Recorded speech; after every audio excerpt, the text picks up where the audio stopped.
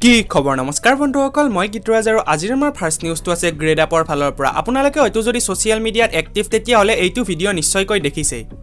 বৰ্তমান সময়ত আমাৰ সোশ্যাল মিডিয়াত বহুত বেছি প্ৰচাৰ হৈ আছে এই ভিডিওটো আৰু এইটো ভিডিও 2021 ৰ নহয় 2020 ৰ ভিডিও আৰু এইটো ভিডিও হয়তো আপোনালোকে ইউটিউবত নাপাব গ্ৰেডআপৰ যেটো এপ আছে সেইটোত পাব আৰু ইয়াৰ বিষয়ে বৰ্তমান সময়ত গ্ৰেডআপে বহুত বেছি হেড পাই আছে আৰু কিয় আপোনালোকে হয়তো জানে যে অসমীয়াৰ স্বাভিমান গামোচাখনক তেওঁলোকে অপমান কৰা বুলি অভিযোগ উত্থাপন হৈছে আৰু ইয়াৰ পিছতে গ্ৰেডআপে এটা ষ্টেটমেন্ট দিছিলে যেটোত লিখিছিলে in an all YouTube video a faculty made a factual error while addressing the class we sincerely apologize for this and would like to inform that the faculty responsible is no longer with Gradeup. We always ensure that as an organization we work to provide the best exam preparation for each student to excel. The content has been removed and we are strengthening our review system to avoid any similar instance in future. আৰু তেওঁলোকে জনোৱা মতে সেই শিক্ষকজনক বৰ্তমান সময়ত গ্ৰেডআপৰ পৰা suspend কৰি দিয়া হৈছে আৰু এনেকুৱা ধৰণৰ ভুল ফিউচাৰত নহয় বুলি তেওঁলোকে বৰ্তমান সময়ত জানিবলৈ দিছে এই ষ্টেটমেন্টৰ জৰিয়তে লগতে টুইটাৰতো তেখেতসকলে এইটো ষ্টেটমেন্ট দিছিল হয়তো আপোনালোকে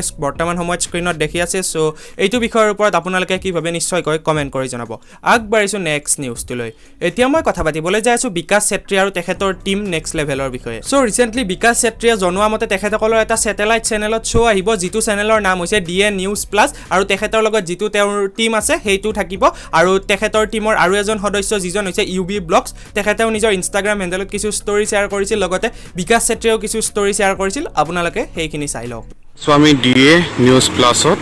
আৰু এটা আমাৰ আজি মানে এটা ইন্টাৰভিউ এটা হ'ব সো সেইটো কাৰণে সবে আহিছো এটা চাও কেনেকৈ হয় সেইখিনি আপোনালোকক দেখুৱাম জনাম আৰু গোটেই আমি গুৰুন্দা বিকাশ আৰু সমীৰণ আমি চাৰিজন আহিছো এইপিনে গুৰুন্দা ইয়াত আৰু এই আছো এটা ফেন্সি বজাৰ সো চাওঁ আৰু আপোনালোকক দেখুৱাম এয়া আমি আছো এতিয়া ডিএ নিউজৰ মজিয়াত আৰু এইপিনে 15টা শ্ব' চলি আছে সো অলপ ৱেইট কৰি আছো ইণ্টাৰভিউ এটা হৈ গ'ল আমাৰ গোটেইখিনি আৰু এতিয়া এইপিনে গোটেইখিনি আমি ইয়াত বহি অলপ কথা পাতি আছো আৰু কেবিনত বহি আছো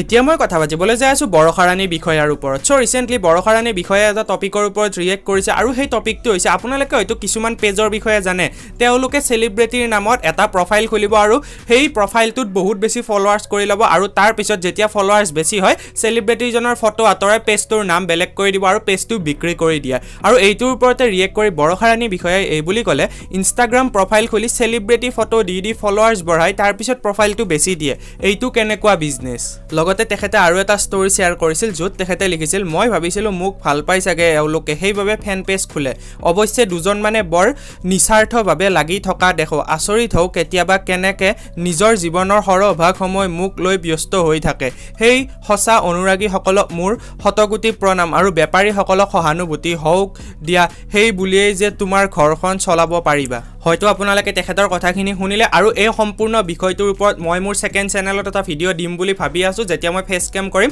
তেতিয়া এনেকুৱা ভিডিওসমূহ দিম আৰু এইটো এটা স্ক্যাম বুলি আমি ক'ব পাৰো লগতে মোৰ হাতত সম্পূৰ্ণ কিছুমান প্ৰুফ আছে যিখিনি প্ৰুফ হয়তো আপোনালোকক কিছুমান মানুহে নেদেখুৱাই কিন্তু মোৰ হাতত সেই সম্পূৰ্ণ প্ৰুফসমূহ আছে সো আপোনালোকে যদি তেনেকুৱা ভিডিও বিচাৰে নিশ্চয়কৈ মোক কমেন্ট কৰি জনাওক আৰু মই মোৰ সেকেন্ড চেনেলত তেনেকুৱা এটা ভিডিও অৰ্থাৎ এই ইনষ্টাগ্ৰাম পেজসমূহৰ পৰা কিছুমানে আমাক কেনেকৈ স্ক্যাম কৰে সেইসমূহ আপোনালোকক মই ইয়াতে দেখুৱাম উইথ proof. So এইটোৱে আছিল আজিৰ এটা সৰু ভিডিও তেতিয়ালৈ লৈছো বিদায় জয় অসম নমস্কাৰ